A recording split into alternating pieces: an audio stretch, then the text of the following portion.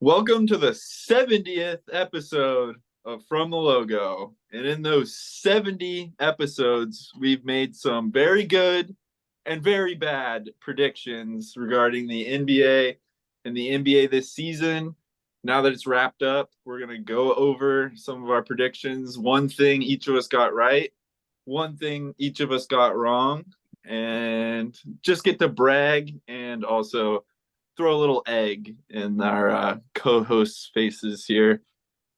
So I guess I'll start here. The thing that I got wrong was that I thought the Los Angeles Lakers weren't going to make the playoffs this year. They weren't going to even make the play-in tournament. And I stand by what I said because the roster that was constructed when I said that had no business making the playoffs. They had no business making the play in. Russell Westbrook and Patrick Beverly weren't going to do it. They weren't going to bring the Lakers to the promised land. But then the rest of the NBA's GMs decided to team up and send them the exact role players that they needed. Guys like Malik Beasley, guys like Jared Vanderbilt, and they hosted into the playoffs over the end of the season. And now they're looking strong. Now they're looking like they probably are going to get a playoff berth and match up against either the Nuggets or the Grizzlies. And that's going to be a good series, I think. I'm going to take the top seed in that matchup, but I think it'll be a good matchup, especially if Davis and LeBron stay healthy. Who told you the league always somehow bails out the Lakers, no matter how bad of a Bullshit. situation? They can destroy their team and play a bunch of hobos on the court, and somehow, either by stars demanding to go there, or they just make some trade that makes the rest of the league think, how do they get it for this cheap? Somehow the Lakers get bailed out of, no matter what situation they're in, they will get bailed out of it for not that much of a cost because they're just the Lakers. They didn't give up much. I mean, they were able to build a team that could contend in the playoffs basically in a matter of weeks, which is something that we've seen happen not only over and over again for the Lakers, but over and over for LeBron. That is a match made in heaven for them, a match made in hell for the rest of the league. Le GM, he can get it done. I don't. The thing is, though, that I don't think he can get it done the way that he wants to get it done. They're not a bottom feeder team anymore, but they're also not. They're not going to win the championship, and I think that's where his mind at least was. I don't know if it is anymore. I think now he just wants to play with his son and get out of the league. But I do think that they improved themselves, and a little bit surprisingly so. But they're still not going anywhere. One thing that's annoying is they got better by addition, but also they got better by omission. They got the role players that they needed with these young, athletic, shooters and wings around LeBron and Davis, but also they're able to get rid of Westbrook and Beverly, which were actively dragging the team down. It's like it was a double whammy for the Lakers. Also, they added Tristan Thompson, the legendary Kardashian dating Tristan And Thompson. and the best Shaq ever on the Lakers, Shaq Harrison. Yeah, Shaq's back on the Lakers. That's gonna be a scary sight. He's gonna put Jokic in the post, dominate him. Stop doing that, Riley. I know what you're doing. Don't do that. That was a callback to when the Blazers collapsed in the Western Conference Finals. That the Shaq pointing to Kobe. Riley, why would you do that? PTSD. Flashbacks. I have to remind people of what it is that we're up against here. Colton's hearing choppers. He's running through the jungle right now, and he's hearing choppers. Well, I think this is a good time to talk about what I got wrong because speaking of teams, getting beneficial trades thrown their way that can change the landscape of the league, I was sure that the DeAndre Ayton and Monty Williams feud was going to lead to a split where DeAndre Ayton would leave the Suns, but instead he becomes the fourth best player on the team because Kevin Durant gets traded there. And because of some contract things, Ayton's making a lot of money and The Nets couldn't acquire another max contract because they had Ben Simmons. By the way, funny. And so DeAndre Ayton was not able to be involved in the trade to the Nets. I don't even know if they wanted him, but so DeAndre Ayton remains with the Suns, even though he had it out with Monty Williams very publicly. They didn't sign him to a contract all summer, and it looked like he was mad at the beginning of the season. But of course, because Kevin Durant wanted to play there, that saved the whole situation, and now it looks like they're going to be a Western Conference finalist, if not, finals contender. So, of course, that's how that works out. I don't know. I think it definitely worked out for him in the short term, but maybe I'm sounding like a broken record here. Like I said with the Lakers, I just don't know if they're really a contender. I mean, we're gonna see. I just don't know if they're gonna be able to stay healthy. If they can stay healthy, sure, hard out for anybody, but they haven't been playing together that long. And if things go bad, if someone goes down, CP3, Kevin Durant, all it takes, they don't even have to get touched to get injured. It's happened to both of them several times. And if one or both of them go down, we could end up in a situation where they're out in the first or second round again. And at that point, I think Ayton's probably gone again. And I think it'll be an experiment. So you might not be wrong, but you're wrong for now. Hell of a first round matchup, Phoenix Suns and LA Clippers. When was the last time that Kawhi Leonard got bounced out of the playoffs when he was healthy? It was against the Miami Heat in the NBA Finals. That was the last time that he didn't win a championship or didn't get hurt in the playoffs. The dude hasn't been beaten in a playoff series when healthy in like 10 years. But he hasn't been healthy in like 8 out of 10. So, but he's healthy right now. But you never know what's going to happen. But that matchup, him versus KD, that's going to be really interesting to see if he can somewhat slow down KD. Obviously, they got Booker, Chris Paul, Ayton, all there. But those guys haven't really shown themselves to be super like mentally strong and tough playoff matchups. So that's going to be a really interesting matchup. Also, the Monty Williams versus Ty Lue coaching battle is also going to be a fun one to watch. I think that's probably, there's a lot of great series in the Western Conference. Looking at Golden State and Sacramento too, that's going to be a battle to the end. But I like that Suns Clippers matchup. And I will just take a moment here. This isn't what I got right, but I'm just going to take a moment to gloat, because I remember fighting both of you guys off side to side, saying that Ayton was staying with the Suns regardless of how it happened. He stayed with the Suns. I knew that was going to happen. I knew that they weren't going to lose him. I knew that they were in win now, and I was right. That first round matchup is going to be really interesting because not only do we get that Kawhi KD matchup, but also KD and Westbrook. I hope that we get to see that there is a little bad blood there, because Westbrook's kind of on one right now. He's flipping off LeBron, and he's all kinds of fired up. He's playing good though. He is.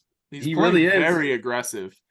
I see good. That as playoff. He's going to shoot him out of some playoff games, but because it's just he's not going to keep it up positively. I wish that Paul George was healthy, because then that would be a much better series. Because I really don't know if, unless Durant gets injured in the layup line again, I don't think that's going to happen. I don't think this series is really going to go over 6 at most, but I think it could be done in 5. Suns have too much firepower in that lineup when the minutes are shortened in the playoff rotations. I don't know, man. Not without Paul George. I'm curious to see how much Kawhi can raise his game. Like in the playoff, Kawhi, the dude can go for 40 and lock down the other team's best player. But the other team's best player is KD. It's like an immovable object. It's the unstoppable force, or however that phrase goes. It's really going to be a war, I think, a war of attrition. Yep, but then who's stopping Booker? Yeah. Terrence Mann. Got to throw Terrence Mann at him. Westbrook. Yeah, it's possible. Like, the Clippers are deep, but I They wish are. Paul George was healthy. It'd be easy. It'd be a much better matchup. The devastating Norman Powell Rocco combo coming off the bench. All the former Blazers on the Clippers, Batum, Plumlee. It's former Blazers show for the Clippers. Well, before we get to the real fun stuff, we should talk about what I got wrong, I guess, unless you guys just want to move on. You just want to move past What was it, Riley? I'm curious. Well, I thought that Dame Lillard was going to have an MVP caliber season. And Not a fun looking at one. his numbers, it was an MVP caliber season. The problem is that, it's by my definition, it should probably be the best player on the best team. He might have been the best player. You're definitely the best player on the team, one of the best players in the conference, not on the best team. Looking at his numbers, he had by far his best scoring season of his entire career, 32.2 points per game. And I mean, he did well in his other stats too, 7.5 assists. His free throw shooting went back up from the year before where it dipped a little bit, 92, almost 92%. I mean, he had an incredible personal season, but that's not what he's in it for anymore. That's great. That's all well and good. Yeah, he finishes in the top 5 for scoring, top 3, I think, but he wants to compete. And that's what we saw yesterday and today as we started talking about exit interviews. And, he's ready to compete and he's running out of patience and we're running out of time. Yeah. I mean, you look at the 56-point clubbing at the hands of the hated Golden State Warriors. And that just was a bow on top of the season. It started out so promising and we were 10-4 in the top of the conference and everything was going great. And then you could kind of see the cracks forming and the backcourt that has been much discussed on this podcast. Really, you could see it might not be the best fit going forward. So Dame was putting in the work. Grant started out the season really hot and then really kind of fell off at the end of the season. Nurkic wasn't healthy, of course, as we know of Nurkic. So there was a lot of cracks there. And if we look at the exit interview responses that Dame gave, you can tell he's kind of getting to the end of this development, like tanking stage. He basically said, no more 19-year-olds, unless they're ready to come in right now and play, which means Victor. If the Blazers luck into Victor, I think he'd be fine playing with him. But it doesn't look like Dame is really ready for a rebuild. If we're going to rebuild, I don't think he's on board. And depending on where the pick goes, I think it's going to be traded. If the pick moves back, because, the pick could easily move back to 6 or 7, which, last year the Blazers picked at 7 from tanking, and they got a great player in Shaedon Sharpe. But I think that Shaedon Sharpe's, Dame said it's kind of where he draws the line, unless it's a win now ready player. So there is a bright side to all this, because Dame was quoted as also saying needle movers want to come to Portland, and that's kind of, we don't know who he's talking about. But for example, Jake Fisher today was talking about potentially Jaylen Brown was on Dame's list. There's been some rumblings Jaylen Brown is, unhappy in his situation in Boston. So, which weirdly, they always are competing deep in the playoffs, but maybe there's some blood there with Tatum. You never know. So this is the time where Dame needs to get that roster built around him, or we might be looking at trading him away. This is the offseason. I think you have to decide, are you going to go all in on the Dame timeline, which we've talked about, or all in on the rebuilding timeline? I would prefer to keep Sharpe either way. I know that might not be going quote unquote all in, but unless you can get a top, tier talent next to Dame, we might see his MVP season somewhere else, which sucks to say. The most painful moment for Blazers fans in the last, probably since the Kobe to Shaq lob, was when Damian Lillard scored 55 whatever points in double overtime against Denver in the playoffs in a losing effort. This whole season felt like that. This whole season was Dame just playing out of his mind, doing everything he could to keep the team afloat, and it just was not going to happen no matter how hard he tried. It's hard to ask much more from him. You do start to question, like, throw some questions like, can he galvanize a team? Maybe he needs to be like the second banana on a team. Maybe he can't be the top guy on a team. But that's what it was. This whole season was painful from that perspective, honestly. It may have been great statistically, fun to watch him go for 71. But at the end of the day, it's painful because we're just wasting, the Blazers are wasting his best years, running out of time here. It's just another season of, shutting him down and tanking. And that's gotta come to an end. This has to be the last time we do that. Like you said, I agree. If we can't put together a team around him next season with another all-star, because he hasn't played with an all-star since 2015 LaMarcus Aldridge. If we can't put another all-star around him, it's time to let the man go. Honestly, it's time to let the bird out of the cage. I don't want to see it happen. But he doesn't want to go. He said it many times. The Blazers fans don't want him to go, but it's just not meant to be. If they can't figure out a way to get an all-star around him, to get some serious help around him so that he can make a playoff push. But with that being said, I think that this is the best chance that they've had to do that this offseason. I think that they have the pieces. I think Shaedon did enough to make himself tantalizing to other teams. Him and Simons could potentially bring in another all-star. And if you can do that, like a needle mover, you make the move unless you want to trade Dame. I just don't see really any other way around it, any other fit around it. I think for me, I think we try to keep Shaedon because I think that I think he could be an all-star caliber player sooner than later, based on what we saw. I don't think you really have to wait for his timeline all that long necessarily. Anthony did not turn out that way. And, I mean, honestly, I'd rather put a package around like Anthony, Jeremy Grant, and Nurk or something like that than Shaedon, because I mean, Jeremy Grant could be a good player on a team, but he's not doing it for us. And if we could get someone like a Jaylen Brown, or I mean, that would be Dame, Brown, and Sharp could be a pretty good start. See, unfortunately, Jeremy Grant is a free agent, so we can't really package him unless it's a sign and trade. But We got to sign and trade him. We have to. It's those the are only harder option. yeah, but those are harder to complete with other players on top. Though I think you could go down the list, and I'm sure we will deeper on, but of players that you could maybe sign and trade him for. But if listening to the exit interviews, I don't think he's going anywhere. I think he's staying.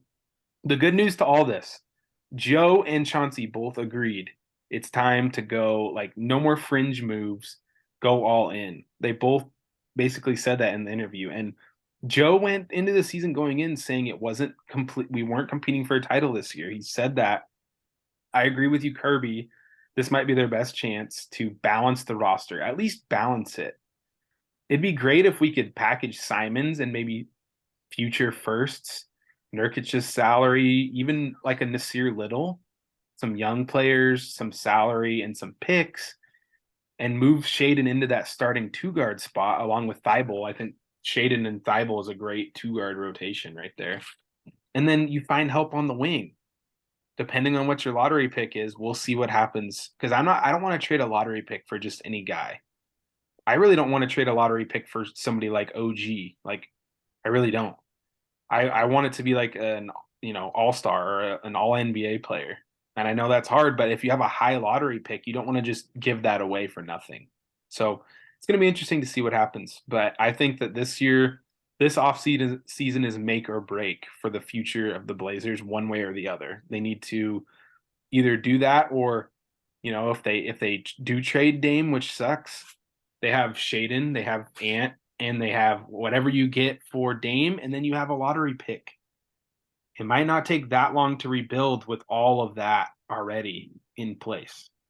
So I don't really want to go that route, but if they have to, that at least that there's talent there. I don't want to trade Shaedon. I don't want to trade Dame, but I just don't know if we're going to be able to move the needle, if we're going to be able to get a needle mover without trading one of those guys. There's the rest of the assets on the team just aren't going to appeal to the rest of the league. Simon's a little bit, Nurkic's contract maybe a little bit, but not for a guy like a Jaylen Brown or a guy who's like an all-star that's going to, take us to the next level and make the Blazers a real championship threat. It's got to be one of those guys probably. Unfortunately, too bad that they're not, both 25. Man, imagine that backcourt if Dame and Sharp were both in their prime, with years ahead of them to go. That would have been quite the sight to see.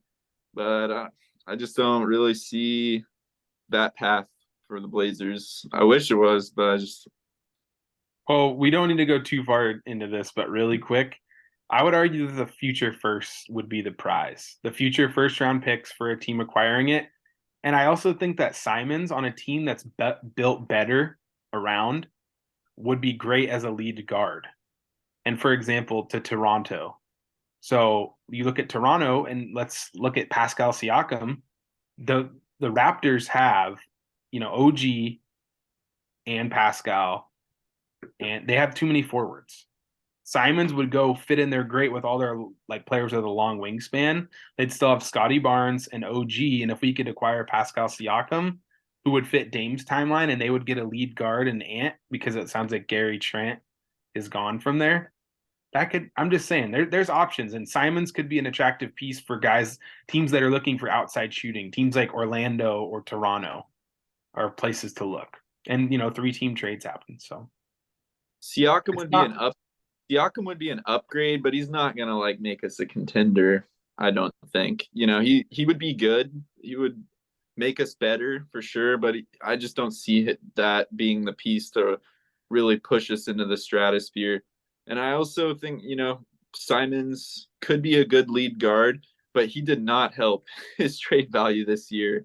I think he probably had more value and was more appealing at the end of last year than at the end of this year, to be honest. So, yeah. Could be right. So I guess we'll move on to the things we got right. Yay. And I'm going to go right back into the negative because the headline this week, or at least the last few days, was the tallest Frenchman in Minnesota, Rudy Gobert, punching his own teammate, slow-mo Kyle Anderson, because Kyle Anderson said to shut the fuck up or something. He called him a bitch. Actually. Yeah, I think he said shut the fuck up, bitch. After they were like arguing, he said he told Gobert to block some shots. Gobert told him to grab some rebounds. They're just getting after each other. Such a funny argument. And then after that incident, Jaden McDaniels punches a wall and fractures his hand 2 days before the biggest game of the season for the Minnesota Timberwolves. They completely implode. And what I'm getting at with all this is early on in the season, maybe before it even started, I seriously questioned Gobert's fit with the Timberwolves. I think all of us agreed that they probably overpaid for him. But I think you guys maybe had a little bit more faith in the idea that, Cat and Gobert would figure out how to play together. Cat would be more of a perimeter big. Gobert would have all that space down low. And I remember saying that Gobert looks good in the regular season. He wins Defensive Player of the Year awards. He gets the stats. But when the playoffs come around, all you have to do is throw Maxi Kleber out on the floor, have him stretch the floor, hit a couple threes, and Gobert gets taken out of the game, taken out of the series real quick. And that's been almost his whole career, at least the past few years, been relegated to basically, a non-factor in the playoffs. And I just wondered why they would pay such a high price to get a center like that can't shoot, can't dribble. And so, yeah, and after this implosion, after it's been announced that Gobert has been suspended for the first play-in game, so he won't even be available. I think I'm right. I think I'm right about the Gobert situation. It looks like a complete disaster for the Minnesota Timberwolves. They traded 5 firsts for him. I mean, part of those were like pick swaps, I think, but what, that we all knew that was an overpay from the start, but I Danny will Ainge say this. right now. Yeah, I mean, I will say this. Cat was hurt for most of the year. So you're right in that it looks like a disaster, and I'm sure Timberwolves fans will say it was a disaster. But we haven't fully seen the fit, and we might not get to if they have to trade Gobert because he punched his teammate. Who knows what's going to happen. And if they do trade him, they're going to take a big loss in value because I he's on a forgot to big mention contract. that they lost to the tanking Blazers, who were playing like 7 G League players. And their coach said after the game that they look completely out of sync. The shot distribution's off, the confidence is off. Cat was like 1 of 3 for the game. Yes, he definitely dealt with injuries this season, but when they are on the floor together, they look completely out of sync. No chemistry, no rhythm, no spacing. All of that stuff looks completely out of whack. Yeah, it was a disaster. You're right. And it's interesting. Of course, they play the Lakers. So the Lakers are gifted in the play-in a team that has without their lockdown defender and Jaden McDaniels and their rim protector in Gobert. And, that's a team that could really match up well against the Lakers with their size if they're fully healthy. But of course, the Lakers just get the walk in basically. I don't know what's happening in Minnesota, but I blame it all on Kyle Anderson's game-winning floater attempt against the Blazers that didn't even draw glass. Because basically since that happened, we've had, guys getting in fights, breaking their hands on nothing, and just a complete implosion at the end of the season. It's hard to imagine that they don't make. I mean, if they go out in the play-in, or I think they're probably going out in the play-in, to be honest. But if they do go out in the play-in, it's hard to imagine that they don't have to make wholesale changes going into next year, whether that's coaching, Cat, Gobert, stopping block. It's a mess. And we talked last week, you can go watch that one if you want, but about maybe the Blazers trying to make a move for Cat. I think it's more realistic than ever before. I think he's either going somewhere or he's gonna probably demand a lot of pretty big changes happen in the organization, because this is not what he had in mind when they told him they were pairing him with Gobert and bringing in all these young defensive studs or whatever. He wasn't imagining that they'd be sitting on the bench for fighting in the air. Fighting the wall. So did you guys see the whole Draymond Gobert Twitter situation? That was hilarious. Yeah, that was a good clapback. For those of you that didn't see it, after Draymond punched Jordan Poole, Rudy Gobert tweeted, "Insecurity is always loud." Is that what he said? Something close to that. And then yesterday, was it yesterday? Yeah. When that happened, when he punched Kyle Anderson, Draymond with the legendary clapback tweeted, "Insecurity is always loud." So you have the receipts. Yeah, make sure not to do the exact thing that you're criticizing someone else for if you're gonna go on Twitter with it. Especially Draymond, he seems to have a long memory. Well, go ahead, Riley. What did you get right? So I kind of had. I'm gonna do a twofer here, but I get to get away with it because the two coalesced a little bit. So my first prediction was that the Mavs were going to make a big change, a big swing, and they did. But my second prediction, which also turned out to be true, was that wherever Kyrie was going to be, it was going to be a complete dumpster fire, and that he was going to continue to sink organization after organization, just leaving destroyed people not having fun playing basketball anymore in his wake. And that's what we saw. I mean, as soon as Kyrie came to Dallas, they went from being a pretty serious contender. I mean, they weren't going to win a championship this year. They had huge problems already. They had like no defensive ability, but they were still like competing with good teams. Like you watch, Luka play against like the Clippers at full health, or Phoenix, or Golden State, or Memphis, and he was like giving them a run for their money. And now they went all the way down to where they're full blown being investigated for tanking because they didn't even play anybody in the last couple of games. That is a fall from grace that only Kyrie could precipitate. And, it's just another like trophy on his mantle of, destruction and sadness that just follows him around throughout his career. So here we are again. There are like 300 since he joined the team, and they're going to have some serious decisions to make this offseason. They talked a lot about how, they basically lost Brunson for nothing, and they can't let that happen with Kyrie. That's what their insiders are saying right now.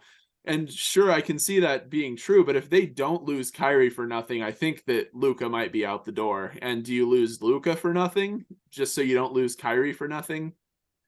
Maybe just let the guy go, honestly, and try to see if you can try to keep Luka happy and build around him again. I mean, they would trade Luka and get a massive deal if Luka demanded out. He's still got like 3 years left, and they would get a lot of pieces for that. But Luka said he wants Kyrie back. I still think Kyrie has value too in the market. I mean, as ridiculous as that seems, I still think there's teams out there that would probably give the Mavericks some value for him in a sign and trade. Sorry, go ahead, Colton. No, you're right. But when will teams learn, guys? We're running out of opportunities here. Kyrie will not make your team better. Torpedo here.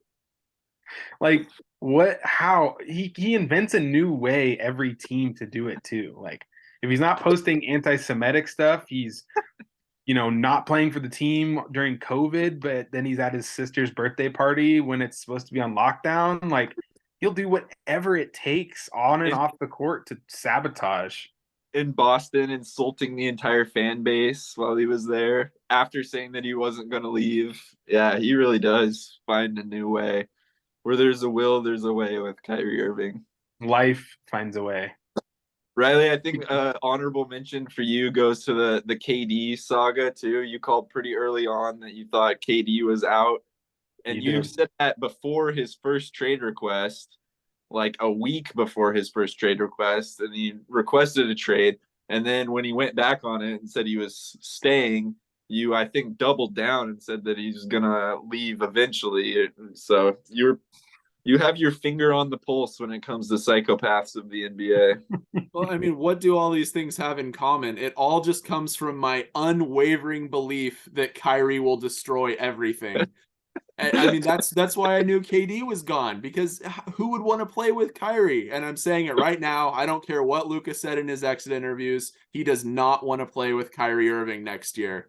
And one of them's gone. Maybe not even this offseason. Maybe they try a few games at the beginning of next year, but the sadness will sit in. He'll realize he hasn't had fun playing basketball in a year at that point, and he'll probably request a trade by the trade deadline if they keep Kyrie. Is this your new prediction? A massive mistake. Is this your new prediction? Yeah, wrong. Yeah, calling it. Yeah. Colton, before you get after yours, if we're doing multiple here, I'd like to throw an honorable mention for my call that Zion Williamson was not going to stay healthy this season.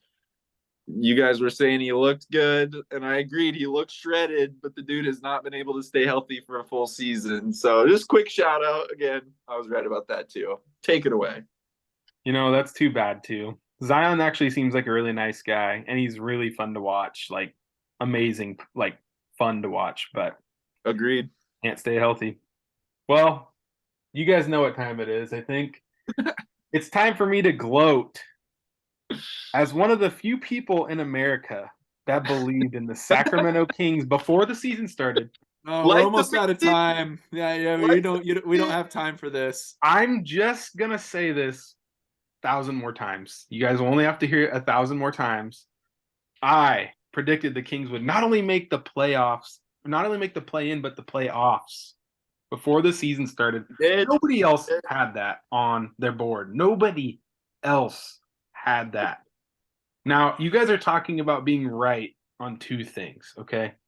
I predicted the Kings were going to make their Western Conference Finals. That's still up in the air. If that hits... Are you doubling down? Do you still believe that? 1000% Kings Nation. We're gonna upset. We're gonna beat the Warriors. All those bandwagon Warrior fans coming up to Sacramento to watch the game. Get them out of here. I would Draymond? actually love to see that. I'd love to see the Warriors go down. I don't think they've lost a playoff series with their big three all healthy since they won their first championship either. So, man, if the Kings could do that, if they could be the ones to take them out, that'd be quite the changing of the guard. They're playing in Sacktown. It's gonna be a madhouse in their arena. Okay. Draymond said he wanted the Kings. That's giving them bulletin board material. Okay. It's happening. Sabonis is gonna punish Kevon Looney down low.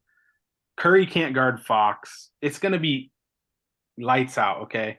The Kings are going to the Western Conference Finals. We'll see how they do. And when they do, I will be even more insufferable every video all summer until it's over. Fine. There really are some great matchups in that series. Curry and Fox, Draymond and Sabonis, or Looney and Sabonis, the big guys down low, Klay Thompson and the Red Rocket, Kevin Huerter, just trading bombs. Who can stay hot from three. Yeah, that should be a fun series. I think that series and the Suns Clippers series are probably the two most exciting series in the playoffs this coming up. Yeah, it just doesn't get much more like old school versus new school than Golden State and the Kings. And it's crazy that we're now calling Golden State old school, but they are. They've been the boss for a long time now, and the Kings are very young and very new and very inexperienced, but extremely talented, and they have the energy of like half a state behind them that's just ready to erupt. It's going to be a lot of fun to watch. The fact that Golden State has to try to win in Sacramento, I think, is going to be a problem. They don't do well on the road. It's barely the road, which might help a little bit for them, but still, it's not the Bay, and Kings look good. Well done. Yeah, that is a big factor. The Warriors are going to have to win a lot of road games if they're going to want to, win a series, win a couple series, get to the finals. So I don't know if it's going to happen. It'll be fun to watch them try, though. Playoffs are coming up, guys. It's coming up. We got a few days. Woo! Thanks for watching. Thanks for watching. See you guys. That matters. It's back. Bye.